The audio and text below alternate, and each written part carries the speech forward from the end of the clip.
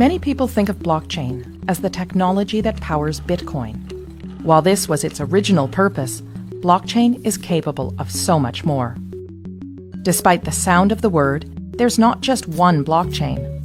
Blockchain is shorthand for a whole suite of distributed ledger technologies that can be programmed to record and track anything of value, from financial transactions to medical records or even land titles. You might be thinking, we already have processes in place to track data. What's so special about blockchain? Let's break down the reasons why blockchain technology stands to revolutionize the way we interact with each other. Reason number 1, the way it tracks and stores data. Blockchain stores information in batches called blocks that are linked together in a chronological fashion to form a continuous line, metaphorically, a chain of blocks. If you make a change to the information recorded in a particular block, you don't rewrite it. Instead, the change is stored in a new block showing that X changed to Y at a particular date and time. Sound familiar? That's because blockchain is based on the centuries-old method of the general financial ledger. It's a non-destructive way to track data changes over time. Here's one example.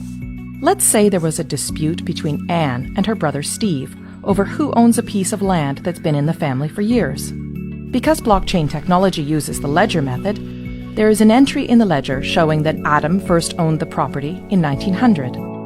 When Adam sold the property to Dave in 1930, a new entry was made in the ledger, and so on. Every change of ownership of this property is represented by a new entry in the ledger, right up until Anne bought it from their father in 2007.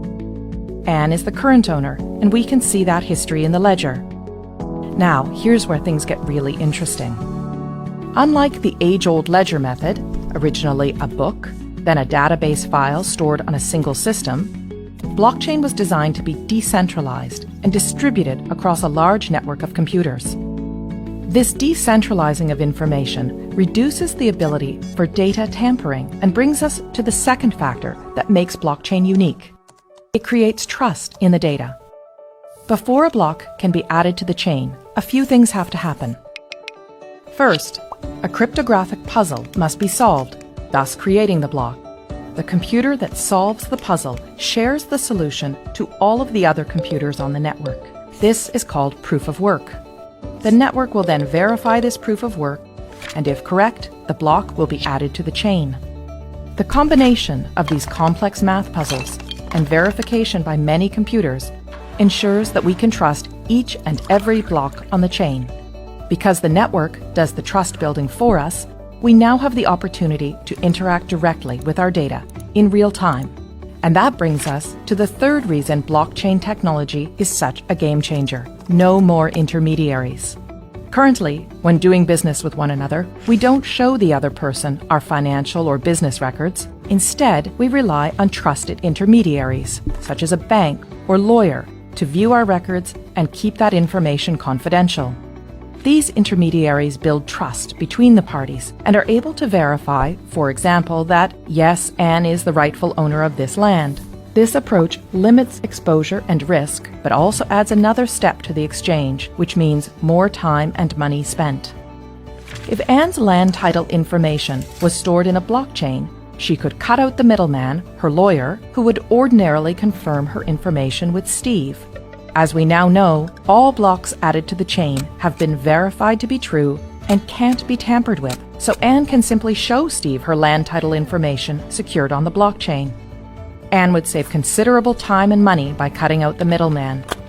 This type of trusted peer-to-peer interaction with our data can revolutionize the way we access, verify, and transact with one another. And because blockchain is a type of technology and not a single network, it can be implemented in many different ways. Some blockchains can be completely public and open to everyone to view and access. Others can be closed to a select group of authorized users, such as your company, a group of banks, or government agencies. And there are hybrid public-private blockchains too. In some, those with private access can see all the data, while the public can see only selections. In others, everyone can see all the data, but only some people have access to add new data.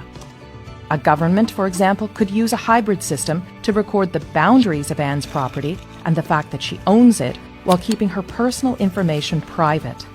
Or it could allow everyone to view property records but reserve to itself the exclusive right to update them. It is the combination of all these factors, decentralizing of the data, building trust in the data, and allowing us to interact directly with one another and the data, that gives blockchain technology the potential to underpin many of the ways we interact with one another.